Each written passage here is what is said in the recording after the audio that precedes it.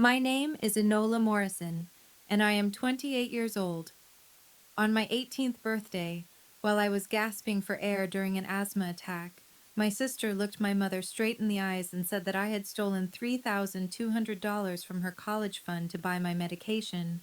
My mother, a nurse who had spent 25 years caring for strangers, didn't even check my room, didn't ask a single question. She just pointed at the door and said, "You've been draining this family for 18 years. Every hospital bill, every inhaler, every ambulance ride, it was all for you. And now you steal your sister's future? You're not sick, you're selfish. Get out." It was February 3rd, 11:47 p.m.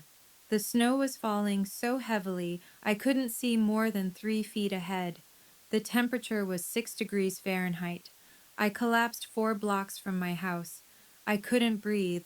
I couldn't move. I remember thinking, so this is how I'm going to die. But I didn't die. Dr. Catherine Brennan, the director of emergency medicine at a major hospital in Boston, found me unconscious on the side of the road and saved my life. 10 years later, I stood on a stage in front of 1,200 people. My mother was sitting in the third row. My sister was working the event, completely unaware that I would be there. And when the announcer called my name, when that number appeared on the screen behind me, my sister's entire body began to shake so violently that she dropped her clipboard. Because finally, she understood what that number truly meant. But to understand why that number made her shake, why my mother's face went pale, why everything they believed about me shattered in that single moment, I need to take you back. Back to when I was 6 years old. I was 6 when the asthma started. We were at recess, Lincoln Elementary School, Boston. It was a Tuesday, 2:15 in the afternoon. I remember because we were playing tag and I was laughing so hard I couldn't catch my breath. Except, I really couldn't catch my breath. My chest felt tight. My throat closed up. I fell to my knees on the playground, gasping, clawing at my neck like I could pull the air in with my hands. The school nurse called my mother. My mother, Patricia Morrison, was a registered nurse at Boston Medical Center. She'd worked there for 11 years at that point. She knew exactly what was happening the moment she walked into that nurse's office and saw me struggling to breathe. Acute asthma attack. We went straight to the emergency room at Massachusetts General Hospital. Nebulizer treatment, oxygen, monitoring. The whole thing cost $890 after insurance. I remember the ride home. My mother didn't say anything. She just gripped the steering wheel, jaw tight, eyes forward.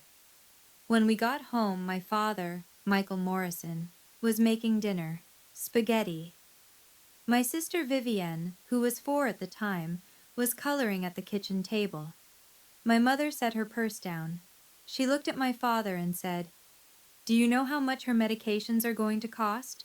$240 a month. Vivienne doesn't cost us a dime, but Enola is expensive." I was 6. I didn't know what expensive meant yet, but I learned fast. By the time I was 13, I'd learned that every time I had an asthma attack, I was taking something away from Vivienne. It was April 18th, 2015. Vivienne had a piano recital that night, Jordan Hall in Boston. She'd been practicing for 3 months. 3 months of scales and Chopin and my mother sitting beside her on the piano bench, beaming. I was at school that day, 7th grade, when it happened. Gym class. We were running laps. I made it halfway around the track before my chest seized up. I dropped to my knees, wheezing, vision going spotty at the edges. The gym teacher called my mother. She had to leave work early. Again, she had to pick me up. Again, and she had to miss the first 20 minutes of Vivienne's recital because she was sitting in the school nurse's office with me while I used my inhaler and tried not to cry. When we finally got to Jordan Hall, we were late. We missed Vivian's first piece entirely. Vivian was 11. She was beautiful. Long dark hair, pale skin, delicate hands that moved across the keys like water. She played Chopin's Nocturne in E-flat major for 250 people, and they all clapped, and my mother cried happy tears. On the drive home, Vivian sat in the back seat next to me. She didn't say anything for a long time. Then quietly, so quietly I almost didn't hear it, she said, "You ruined my night." My mother glanced in the rearview mirror. She didn't tell Vivian to stop. She didn't say, "That's not fair," or "Your sister couldn't help it." She just kept driving. And Vivian said, louder this time, tears streaming down her face, "I practiced for 3 months. 3 months. And she couldn't even try to breathe normally for one night?" My father, in the passenger seat, finally spoke. "Vivian, that's enough." But my mother said nothing.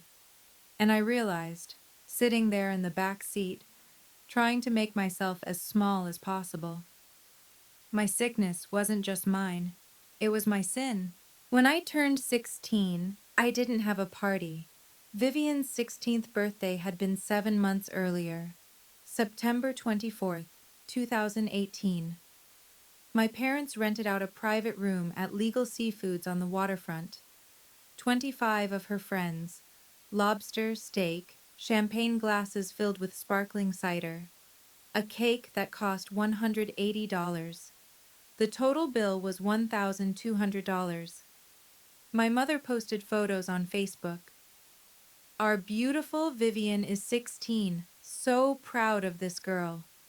My 16th birthday was February 3rd, 2019. We had pizza at home, Domino's. $28 for 2 large pizzas. 4 people, no friends, no party. My mother said, "We have to be realistic, Enola. We spent $450 on your emergency room visit last month.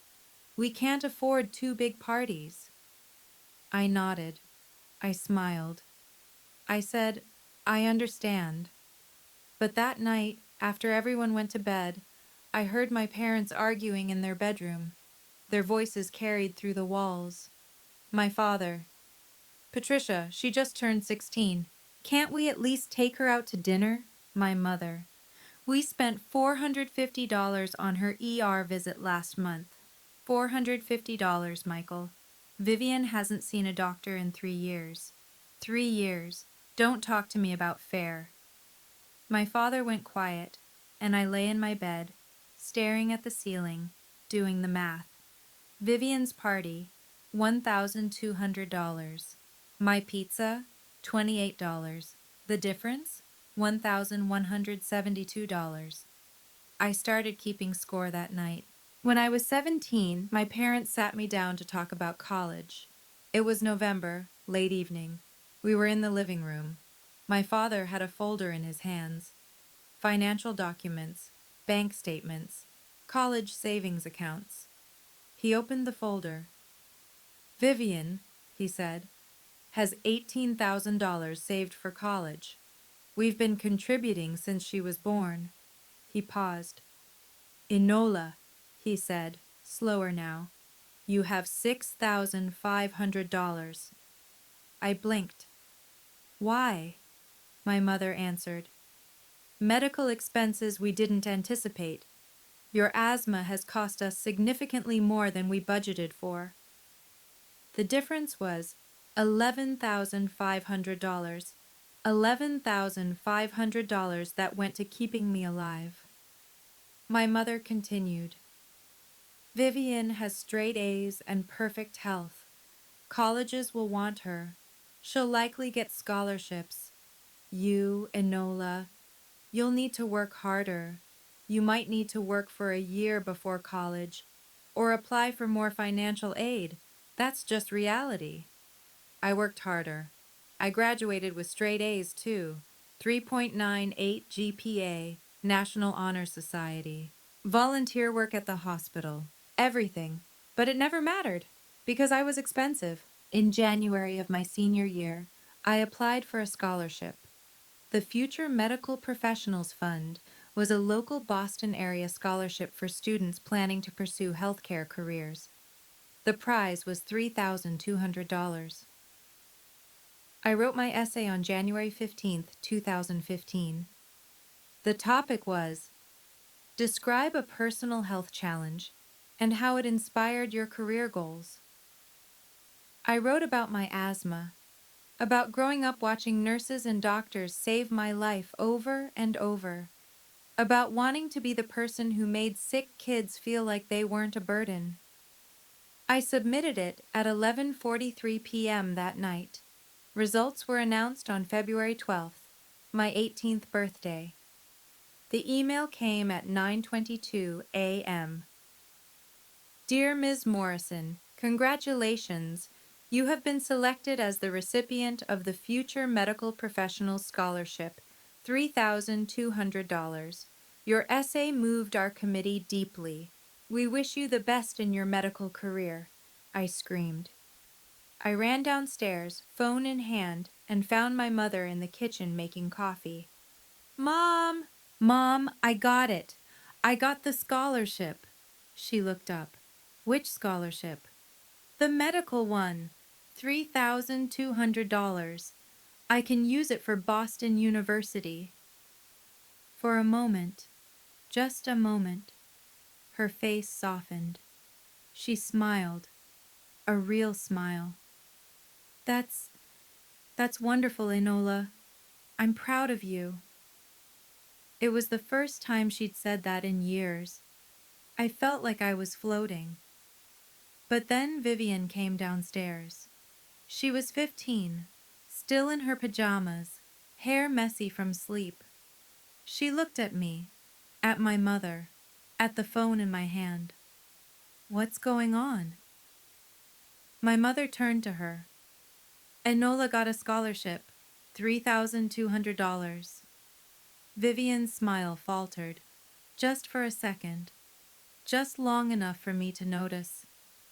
Oh, she said, that's great.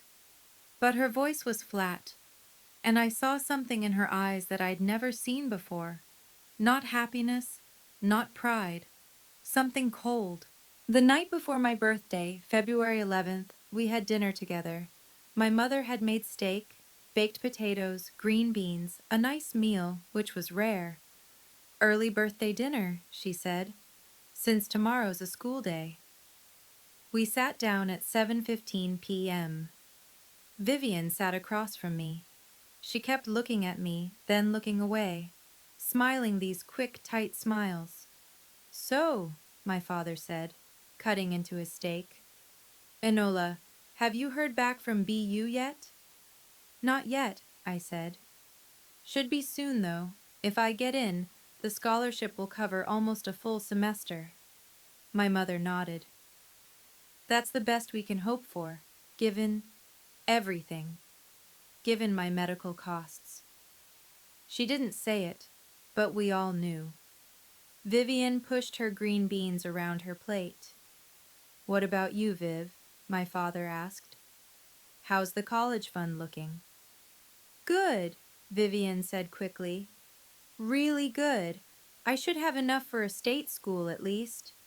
My mother smiled at her. You'll probably get into BC, maybe even a scholarship, even a... Vivian smiled back. But when my mother looked away, Vivian's eyes slid to me, and she smiled. A different smile, sharp, and I thought, that's strange, but I ignored it. That was my first mistake. After dinner, I went upstairs to my room. I was exhausted. I had a calc test the next day, plus it was my birthday, and I just wanted to sleep. Around 9 p.m., there was a knock on my door. Yeah? Vivian opened the door. She was holding something. A book. Hey, she said, her voice soft, almost sad. Can I come in? Sure. She sat on the edge of my bed. She handed me the book.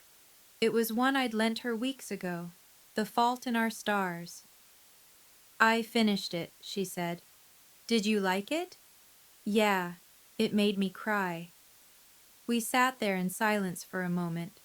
Then Vivian said, so quietly I almost didn't hear, I'm sorry I've been distant lately. I looked at her, surprised. It's okay. No, it's not. Her voice cracked. You're my sister. I love you. She hugged me, and I hugged her back, and I felt warm, safe, like maybe things were getting better. I love you too, Viv. She pulled away, wiping her eyes. Happy birthday, Enola. Thanks. She left, and I lay down in bed, smiling. I should have asked why she was apologizing, but I didn't. That was my second mistake. But I didn't know that night. February 11th, 2015, 9:15 p.m. Lying in my bed feeling loved for the first time in years. It would get so much worse. I didn't know Vivian had been planning something, and I didn't know my mother would believe her without a single question.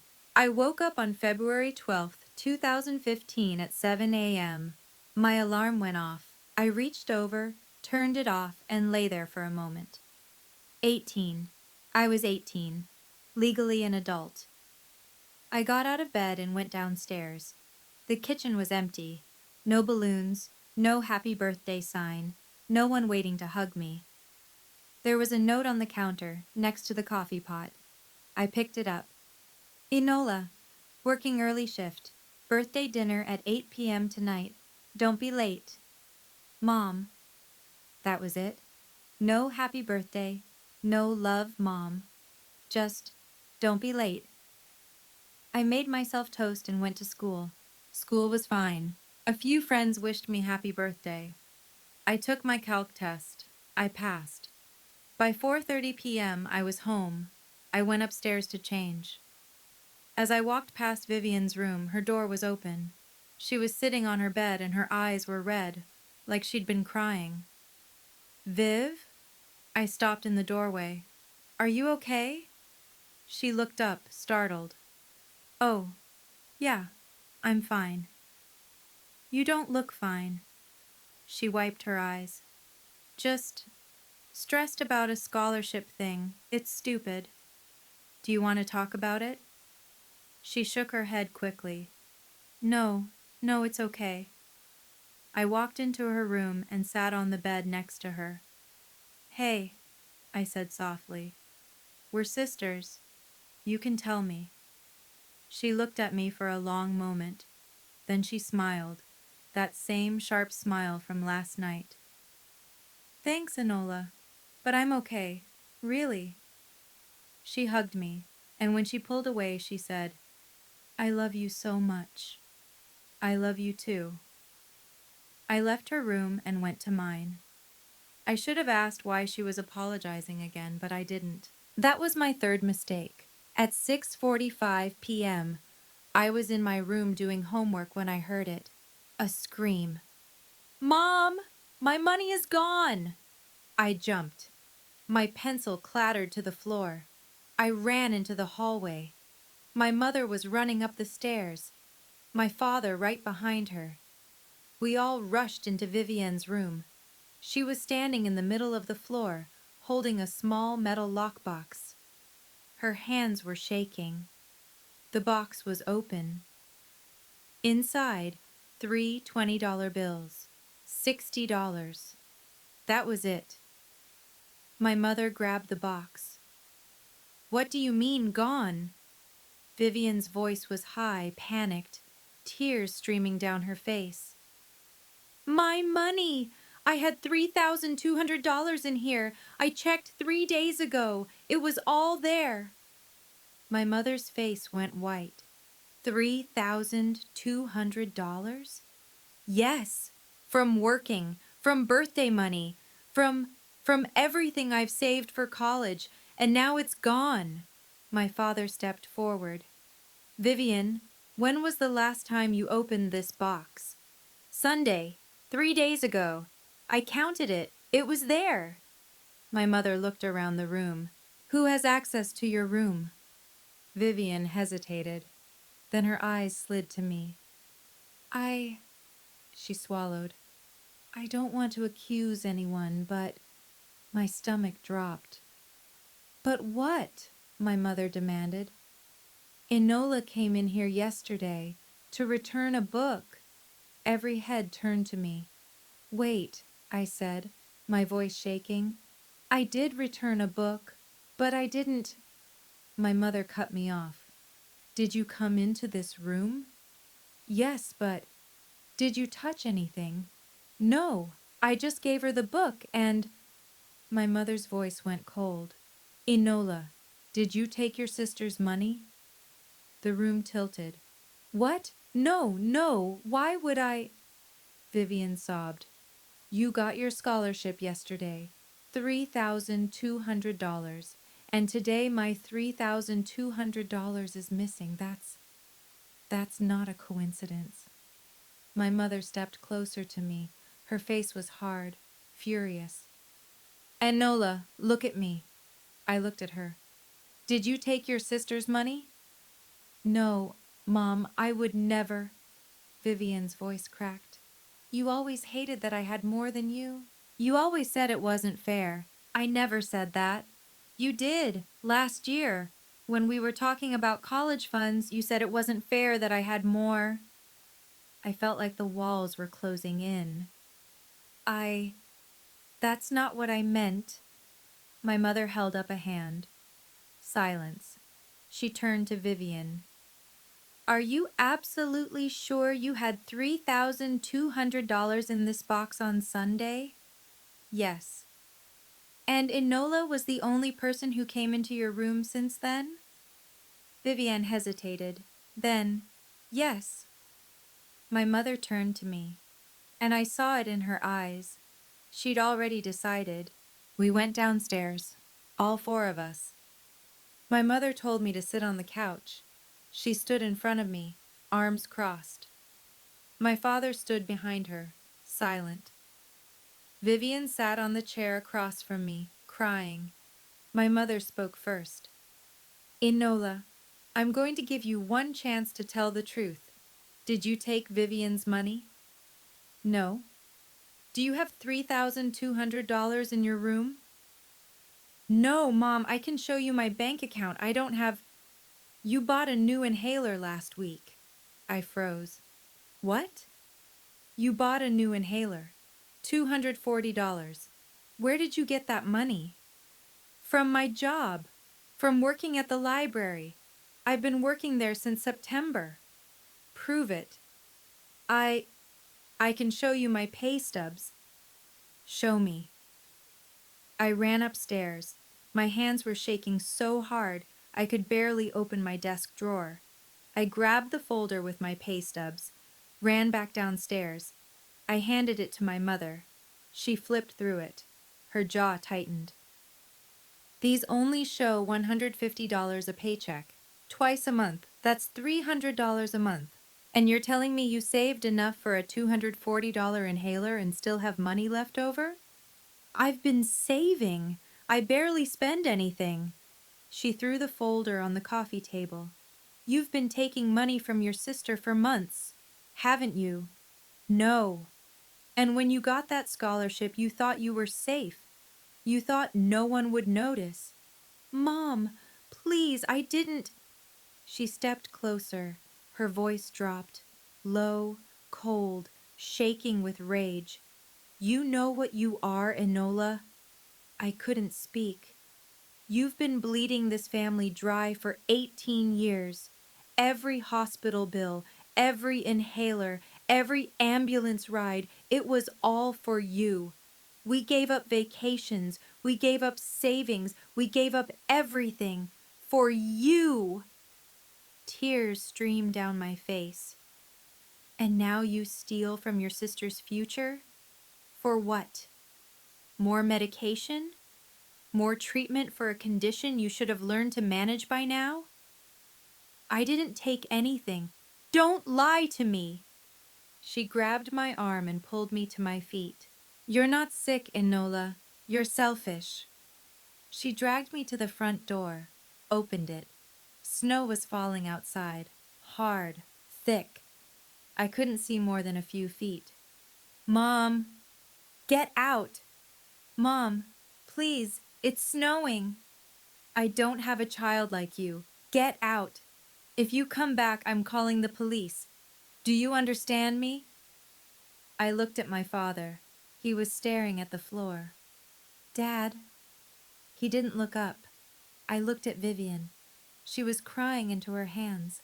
But when she thought no one was looking, when my mother's back was turned, I saw it. Just for a second. She looked at me, and she smiled.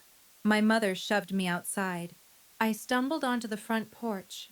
The door slammed behind me. I heard the lock click. I stood there, frozen, staring at the door. It was 8:42 p.m. February 12th, 2015. My 18th birthday. The temperature was 6 degrees Fahrenheit, and I had nowhere to go. The door slammed. The lock clicked, and I was alone in the snow. 18 years old, with nothing but the clothes on my back and an inhaler I'd supposedly stolen money to buy. I started walking. I didn't know where I was going. I just walked. My phone was at 11% battery. I didn't have a coat, just a hoodie. My hands were already numb. The snow was coming down so hard I could barely see. The streetlights looked like blurry halos in the white. I walked to the Starbucks on Coolidge Corner, 1.2 miles from my house. I got there at 9:15 p.m. The sign on the door said, "Closed at 9 p.m." I stood outside, shivering, staring at the dark windows. I tried calling my best friend, Jessica. No answer. I tried calling another friend, Amir, straight to voicemail. It was a Friday night. Everyone was out. Everyone was at parties, at movies, living their lives. No one was answering their phone for the girl who'd just been kicked out of her house. I walked to the McDonald's on Harvard Street. It was open 24 hours. I went inside. The fluorescent lights were painfully bright. The smell of French fries made my stomach ache. I sat in a booth in the corner and tried to get warm. A security guard came over after 20 minutes. "You buying anything?" I don't have money." "Then you can't stay here." "Please, it's freezing outside." "Not my problem. Out." I left. My phone was at 8%. I walked to Back Bay Station. It was the only place I could think of that might be warm and open. I got there at 10:20 p.m. There were a few people inside, mostly homeless people huddled on benches trying to sleep. A man with a long beard and a torn coat looked at me. "You okay, kid?" "I'm fine." "You don't look fine." I sat down on a bench and pulled my knees to my chest. The man stood up and walked over. He pulled off his jacket, a dirty, stained jacket that smelled like sweat and cigarettes, and handed it to me. "Here." "I can't." "Take it. You're shivering." I took it, and I started crying. "Thank you." He nodded and walked away. I sat there for 2 hours, wearing a stranger's jacket, trying not to fall apart. At 11:55 p.m., a police officer came through, checking IDs. When he got to me, he looked at my face. "How old are you?"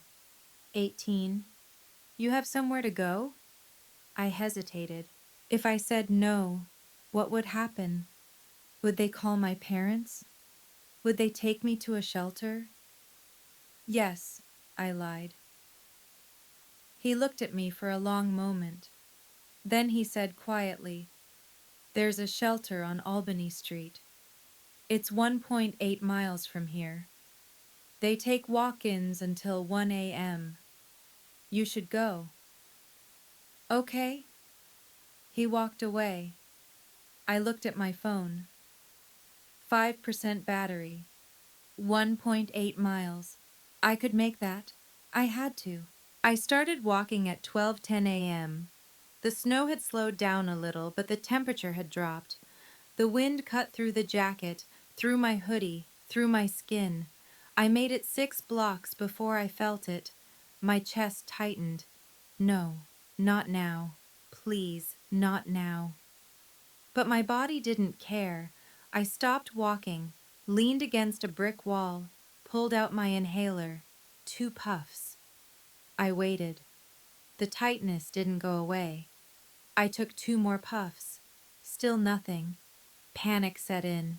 Stress was a trigger. Cold was a trigger. And I was buried in both.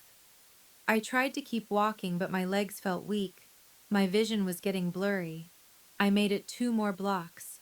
And then I couldn't anymore. I collapsed. I remember lying on the sidewalk, Boylston Street, near the Prudential Center. There was no one around. It was too late, too cold, too dangerous. Just me and the snow. I couldn't feel my hands anymore, couldn't feel my feet.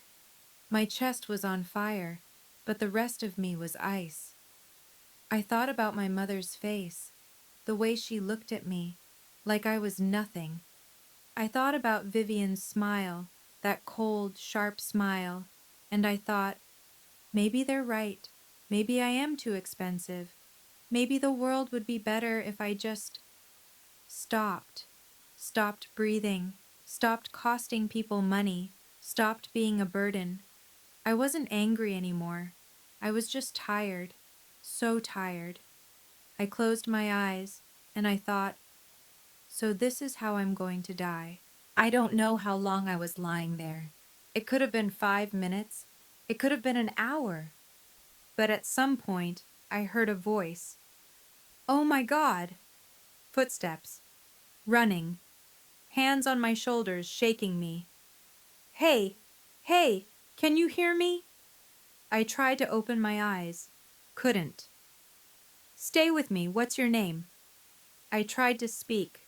My lips wouldn't move. Okay. Okay. I'm calling 911. I heard her voice, urgent, speaking into a phone. Yes, I found someone on Boylston Street near Prudential. Young woman, maybe 18, unresponsive. She's freezing. I think she's hypothermic. Please hurry. She took off her coat and put it over me. Then she said something I'll never forget. You're going to be okay. Do you hear me? You're going to be okay. I'm a doctor. I've got you. And for the first time in my life, I believed someone. I thought that was the end. I didn't know it was the beginning of something I never imagined. Because Dr. Catherine Brennan didn't just save my life that night. She asked me one question in the ER while I was hooked up to oxygen that changed everything. I woke up in a hospital room, bright lights, beeping machines, the smell of antiseptic. A nurse was checking my IV. Oh, good. You're awake. My throat was dry. Where am I? Massachusetts General Hospital. You were brought in around 2:30 this morning. Hypothermia and acute asthma exacerbation. You're lucky. If Dr. Brennan hadn't found you when she did. She didn't finish the sentence. She didn't need to. What time is it? 6:15 a.m. Can I leave? The nurse looked at me, puzzled. We need to keep you for observation, at least until this afternoon. I don't have insurance. That's already been taken care of. What? The door opened. A woman walked in, late 50s, maybe early 60s, short gray hair, sharp eyes, white coat. You're awake. Good. The nurse nodded to her and left. The woman pulled a chair up next to my bed and sat down. I'm Dr. Catherine Brennan. I'm the director of emergency medicine here. I found you last night. Thank you, I whispered. What's your name? Enola. Enola Morrison. Enola. She said it slowly, like she was tasting it. That's a strong name. I didn't know what to say. She leaned forward. Enola, the nurse said you don't have insurance. Is that true? My parents have insurance, but I can't. I trailed off. Dr. Brennan waited. I can't go home, I finally said. Why not? And I told her everything, the asthma, the costs, the resentment, Vivian, the money, the accusation, the door slamming shut. I told her about lying on the sidewalk, thinking I was going to die. When I finished, Dr. Brennan was quiet for a long time. Then she said, How old are you? I turned 18 yesterday. So you're an adult? Legally, yes. She nodded. Then you don't need your parents' permission for treatment, and you don't need to go back to them. I stared at her. What? Enola, I'm going to ask you something, and I want you to think carefully before you answer. I nodded. If you could have any life at all, with no limits, no obstacles, no one telling you what you're worth, what would you choose? No one had ever asked me that before. I thought about it, really thought about it. And then I said, I'd be a doctor. I'd save kids who can't breathe, so they don't feel like they're expensive, like they're a burden. Dr. Brennan's eyes filled with tears. She reached out and took my hand. Then that's what we'll do. I didn't understand. What do you mean? I mean, she said, you're going to stay with me, temporarily, until you get on your feet. I have a spare bedroom. You'll work part-time at the hospital. Administrative work, nothing that requires certification. To cover your expenses, you'll apply to college, and I'll write you a letter of recommendation. I couldn't speak. Why? I finally managed. Why would you do that? Dr. Brennan looked away. For a moment, she didn't say anything. Then, I had a daughter once, Emily. She'd be 27 now. What happened? Car accident, 8 years ago, February 12th. My breath caught. Yesterday was her birthday? Dr. Brennan nodded. I was on my way home from a shift. I always stop by her grave on her birthday. I take the long route through Boylston. I don't know why. I just do. She looked at me. And then I saw you, lying there in the snow. And I thought, maybe this is why. Maybe I was supposed to find you. I started crying. I couldn't save Emily, Dr. Brennan said softly, but maybe I can save you. At 7:30 a.m., Dr. Brennan made a phone call. She called her lawyer, asked about the legal rights of an 18-year-old with no home, asked about temporary guardianship, emancipation, housing. She took notes. She nodded. She said thank you and hung up. Then she turned to me. Here's the plan. You'll stay with me for now. My apartment is on Beacon Hill, 2 bedrooms. I live alone. You'll have privacy. You'll work part-time at the hospital. I can get you a position in medical records, $12.50 an hour, 25 hours a week. That'll give you enough to start saving, and we'll get you enrolled at Boston University. You got a scholarship, right? Yes, $3,200. Good. With financial aid, you should be able to cover the rest. I'll help with application fees, books, whatever you need. I couldn't believe what I was hearing. Dr. Brennan, I don't know what to say. Don't say anything yet, just rest. We'll go to my place this afternoon. At 8:15 a.m., Dr. Brennan left to finish her shift. A nurse brought me breakfast. Eggs, toast, orange juice. I ate slowly, and I thought, this is real. This is actually happening. Someone believed me. Someone chose me. For the first time in 18 years, someone looked at me and said, you're worth saving. At 2 p.m., Dr. Brennan came back. She had a bag with her, clothes, a winter coat, boots. These were Emily's, she said quietly. They've been in storage. I think they'll fit you. I put them on. They fit perfectly. We left the hospital together. Dr. Brennan drove me to her apartment, 234 Beacon Street, apartment 5C. It was small, clean, warm. There were bookshelves everywhere, medical textbooks, novels, photos. She showed me to the spare bedroom. It was small, a twin bed, a desk, a window overlooking the street. On the desk, there was a framed photo, a young woman, dark hair, bright smile. "That's Emily," Dr. Brennan said. "She's beautiful." She was. Dr. Brennan touched the frame gently. "She wanted to be a doctor, too." She turned to me. "Emily would have liked you." I started crying again. Dr. Brennan hugged me, and she said so quietly I almost didn't hear, "You're not expensive, Enola. You're priceless. And anyone who can't see that doesn't deserve you."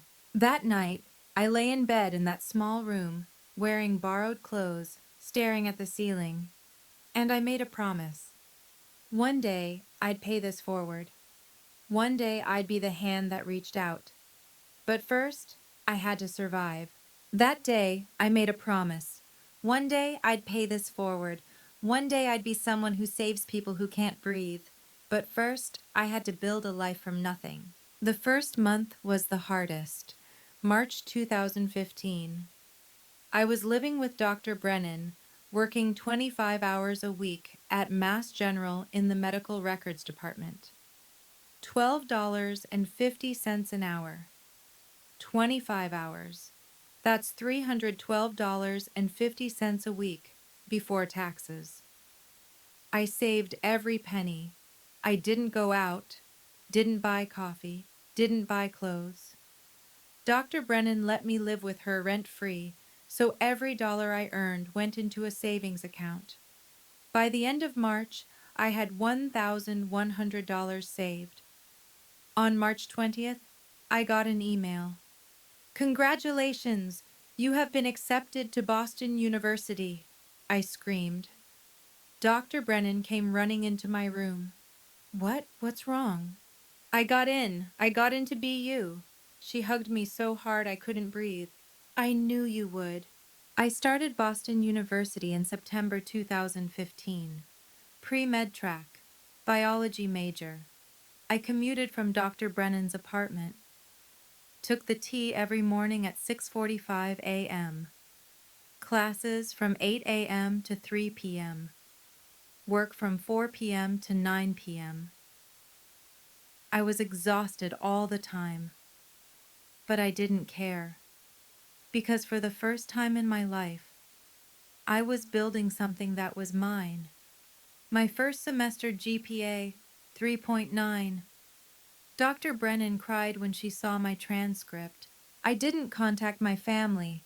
I changed my phone number in April 2015, deleted my Facebook, cut off everything.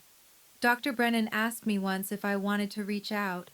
I said no. Some doors, once closed, should stay closed. But at night, I dreamed about them. I dreamed about my mother's face, the way she looked at me, like I was nothing. I dreamed about Vivian's smile, that cold, sharp smile, and I always woke up gasping, not from asthma, from rage. In my second year at BU, I started volunteering at Boston Children's Hospital. 200 hours that year. I worked in the pediatric emergency department. I saw kids come in who couldn't breathe. Kids with asthma, with pneumonia, with cystic fibrosis. I saw parents who were terrified, exhausted, broke. One night in November 2016, a mother brought in her 8-year-old son. He was wheezing so badly he could barely speak. The doctor asked, "Does he have an inhaler?" The mother shook her head. "We can't afford it. His prescription ran out 3 months ago. I've been trying to ration the old one, but—" She started crying. I stood there watching, and I thought, this is me. This could have been me, and I made a decision. That night, I went home and I told Dr. Brennan, I want to start a program, a nonprofit, to provide free asthma medication and education to kids who can't afford it. Dr. Brennan looked at me. That's a big goal. I know. It'll take years. I know, she smiled. Then let's get started. In 2017, during my junior year, I saw something that changed everything. I was scrolling through Instagram late one night. November 15th, 2:34 a.m. I couldn't sleep. A suggested account popped up. At Vivian Morrison, my sister. I hesitated. Then I clicked. Her profile was public. 12,000 followers. Photos of her at Boston College. Photos of her at parties. Photos of her in designer clothes. I scrolled down, and then I stopped. A photo from February 12th, 2015, my 18th birthday, the day I was kicked out. The photo showed Vivian standing in front of a Chanel store on Newbury Street. She was holding a shopping bag. The caption, finally saved enough for my dream bag. Chanel Classic Flap in Black. $3,400. Mom said I deserve it after working so hard. I stared at that number. $3,400. She bought a bag with my future. I took a screenshot. I sat there for an hour, staring at it. $3,400. February 12th, 2015. The same day I was kicked out. The same amount she claimed I stole. She lied. She planned it. She took the money herself, accused me, and bought a fucking designer bag while I was freezing to death in the snow. I wanted to scream. I wanted to send the screenshot to my mother, to my father, to everyone. But I didn't. Because Dr. Brennan had told me something once. She said, revenge keeps you stuck. Let her go. Build something so big she'll be irrelevant. So I saved the screenshot. Not to use it, but to remember. I am not her.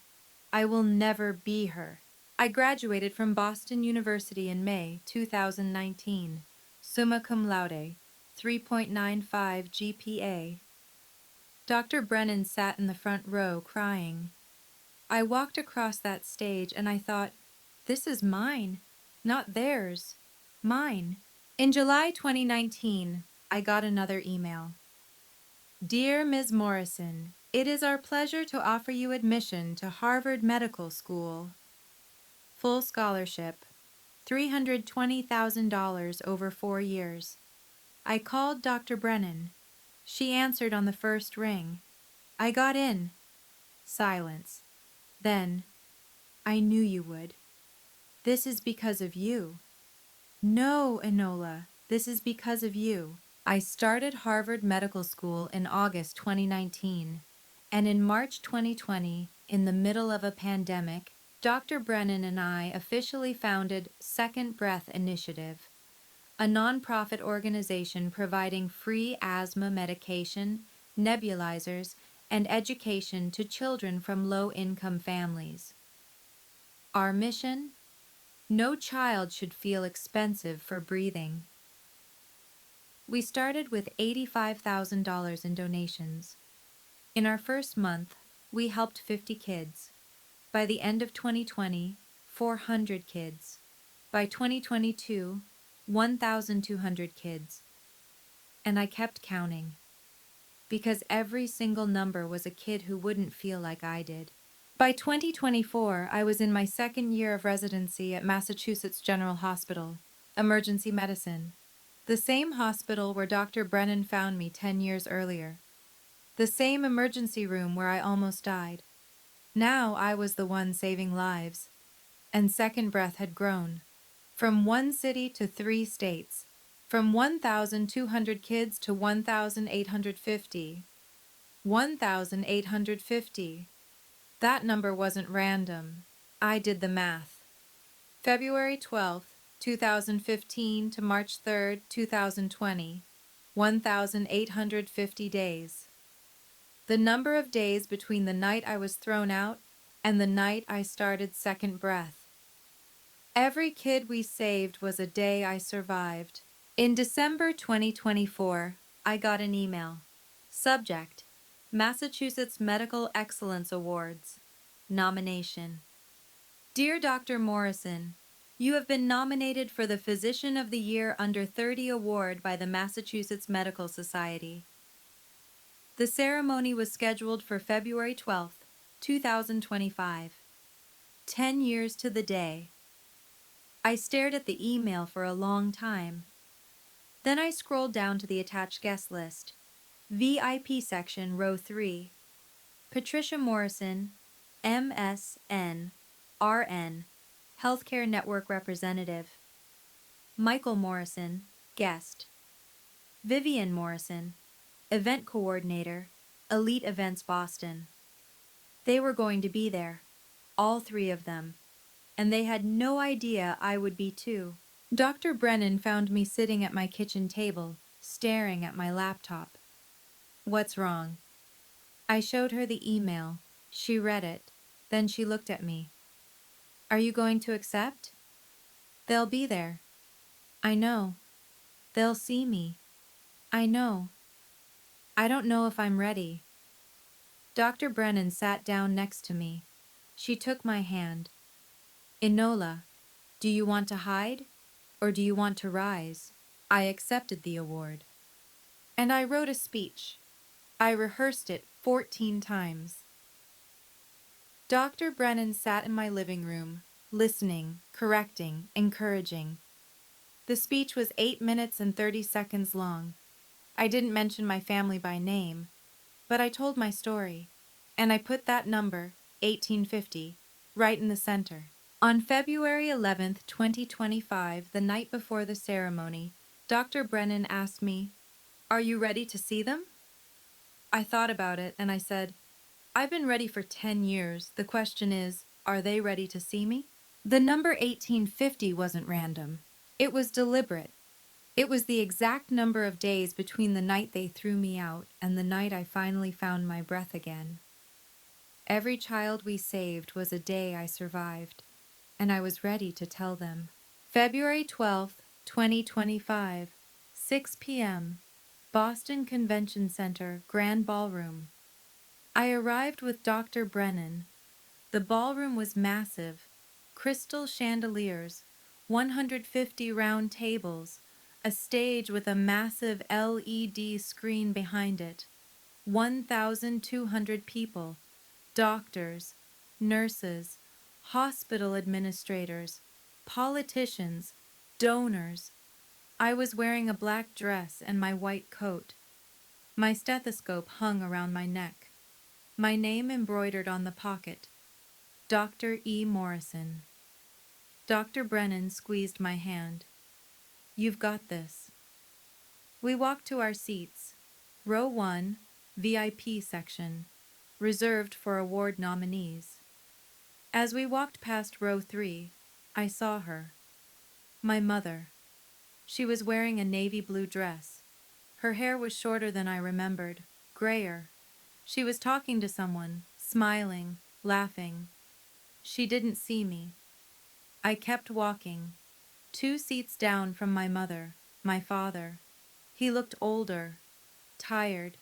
He was staring at his phone, not engaging with anyone. And then, near the stage, coordinating with staff, clipboard in hand, Vivian. She was beautiful. Long dark hair, perfectly styled, a sleek black dress, designer heels. She was directing someone, pointing, professional. She looked right at me as I walked past. Her eyes passed over me. No recognition. To her, I was just another doctor in a white coat.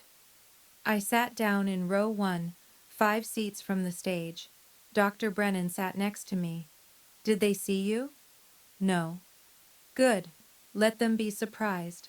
The ceremony started at 6:30 p.m. 5 awards before mine. Lifetime Achievement, Outstanding Nurse Practitioner, Excellence in Hospital Administration. I counted each breath. In, out, in, out. At 7:45 p.m., the host, a woman in her 50s, elegant, poised, stepped up to the microphone. "Our next award," she said, "honors a physician under the age of 30 who has demonstrated exceptional impact in their community. This year's recipient has not only excelled in emergency medicine, but has also founded a nonprofit organization that has changed the lives of nearly 2,000 children." The screen behind her lit up. A video began to play. Footage of me working in the ER, helping a child with an asthma attack. Smiling, reassuring, footage of second breath clinics, kids learning how to use inhalers, parents crying with relief. A mother's voice narrating, "Before Dr. Morrison, my son missed 40 days of school a year because of asthma. Now, he hasn't missed one." Another parent, "She gave us his medication for free. She said no child should feel expensive. She saved his life." The video ended. The host spoke again. "Please join me in welcoming this year's Physician of the Year under 30, Dr. Enola Morrison." The room erupted in applause. I stood up. Dr. Brennan stood too. She was crying. I walked toward the stage, 12 steps. I passed row 3. I heard it. A sharp inhale. My mother's voice. "Oh my God!" I didn't look. I kept walking. I heard Vivian's voice behind me, strangled. "No, no, no, no." I stepped onto the stage. The applause was deafening. 60% of the room was on their feet. I reached the podium. The host handed me a crystal trophy. "Congratulations, Dr. Morrison." "Thank you." She stepped aside. I stood at the microphone. 1,200 people looking at me. My mother in row 3, her face white, her hand over her mouth. My father next to her, staring, frozen. Vivian near the side of the stage, her clipboard on the floor, her hands shaking. I took a breath, and I began. "Thank you. 10 years ago tonight, I turned 18. It was snowing in Boston. The temperature was 6 degrees Fahrenheit, and I was thrown out of my home." The room went silent. I had asthma. I'd had it since I was 6, and for 18 years I was told I was expensive, that I was a burden, that every inhaler, every hospital visit was too much. On my 18th birthday, I was accused of something I didn't do, and my family believed the lie, without question. I paused. I could hear my mother's breathing, quick, shallow, panicked. I walked out into the snow with 11% battery on my phone, 1 inhaler, and no plan. I collapsed on Boylston Street at 1:45 a.m. My body temperature dropped to 94 degrees, and I thought I was going to die. I let that sit. But I didn't die, because at 2:17 a.m., a doctor found me. I turned to Dr. Brennan. She stood. The room erupted in applause. 15 seconds. She was crying. I waited for the applause to fade. "Doctor, Catherine Brennan didn't know me. She had just finished a 12-hour shift. She was on her way home, but she stopped. She saved my life. And then she asked me a question. 'If you could have any life, what would you choose?' I said, 'I'd save people who can't breathe, like me.'" My voice cracked. Dr. Brennan gave me a home. She gave me a chance. She gave me permission to dream. And she taught me that family isn't who you're born to. It's who saves you when you can't save yourself. I took another breath. In 2020, I co-founded Second Breath Initiative. Our mission is simple. No child should feel expensive for breathing. The screen behind me changed. The number 1,850 appeared. Huge, bold. "As of today," I said, "we've served 1,850 children." The screen shifted to a collage of photos. 1,850 faces, kids smiling, holding inhalers, with their families. The room was silent. That number isn't random. 1,850 is the exact number of days between the night I was thrown out and the night I found my breath again. Every child we helped is a day I survived, and every single one of them was told they matter. I saw Vivian in my peripheral vision. She had stood up. Her hands were over her mouth. Her whole body was shaking. I kept going. To anyone who has ever been called too much, too expensive, too broken, you are not the problem. You were never the problem. I paused. And to the families who couldn't see our worth, I let the silence stretch. We didn't need you to believe in us. We just needed one person who did, and that was enough. The room exploded. Standing ovation. 95% of the audience on their feet. I stepped back from the microphone. 45 seconds of applause. I looked at Dr. Brennan. She was sobbing, smiling, clapping. I stepped off the stage. I walked down the aisle, slowly, deliberately. As I passed row 3, I stopped. I turned, and I looked at them. My mother was crying. Her hands were shaking. Her mouth was open, but no sound came out. My father was staring at me. His face was gray, ashamed.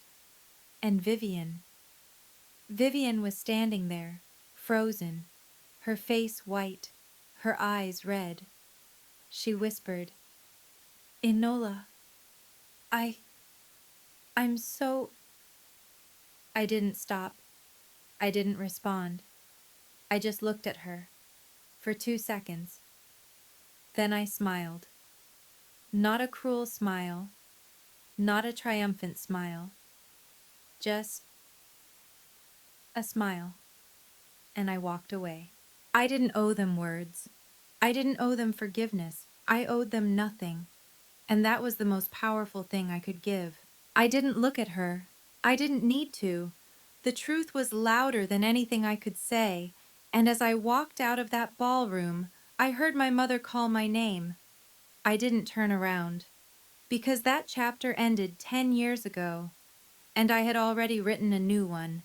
Within 48 hours, my speech went viral. 2.3 million views on TikTok, shared on Instagram, Twitter, Facebook. News outlets picked it up. Boston Globe, NBC Boston, CNN Health.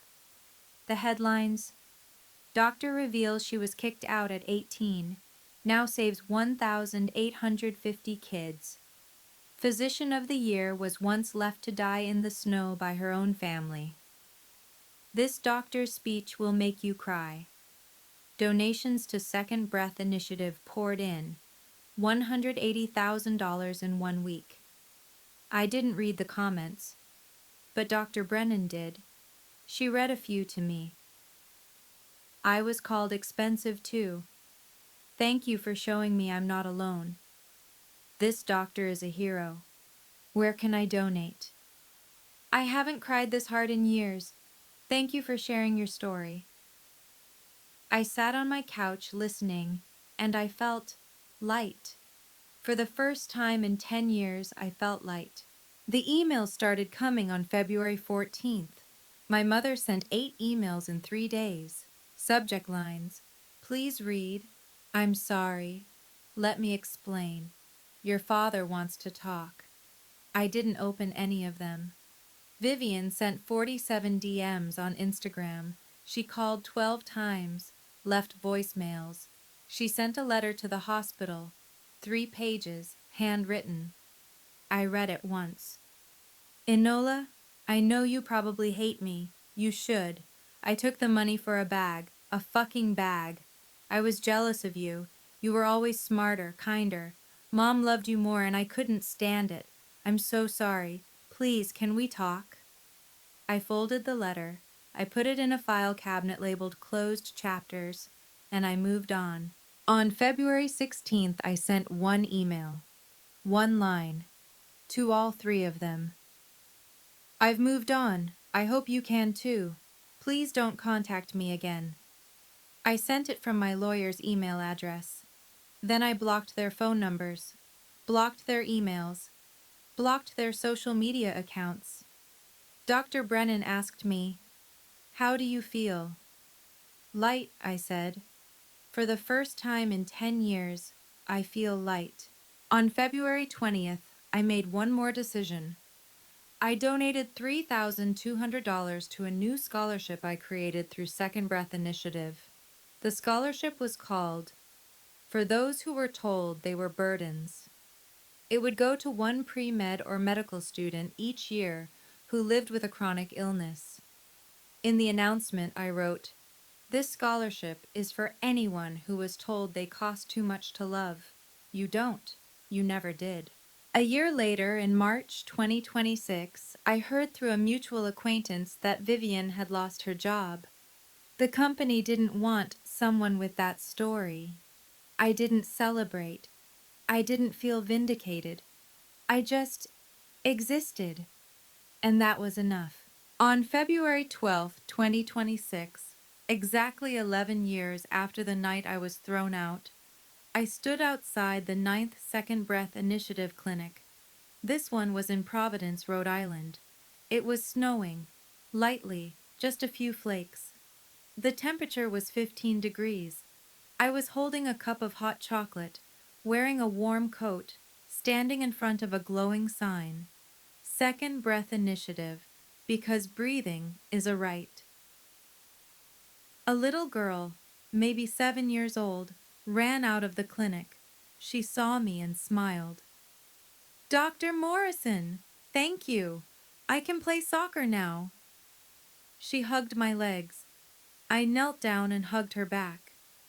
Dr. Brennan walked up behind me. She put her hand on my shoulder. "You did it." I looked at her. "No, we did it." That night, I sat in my apartment and thought about everything. I thought about that night 10 years ago, lying in the snow, thinking I was going to die. I thought about my mother's face, Vivian's smile, and I realized I never wanted revenge. Revenge keeps you small, keeps you stuck in their story. I wanted something bigger. I wanted proof that love isn't in blood. It's in who saves you when you can't breathe. And I wanted every kid who felt expensive to know, you're not. You never were. You're priceless.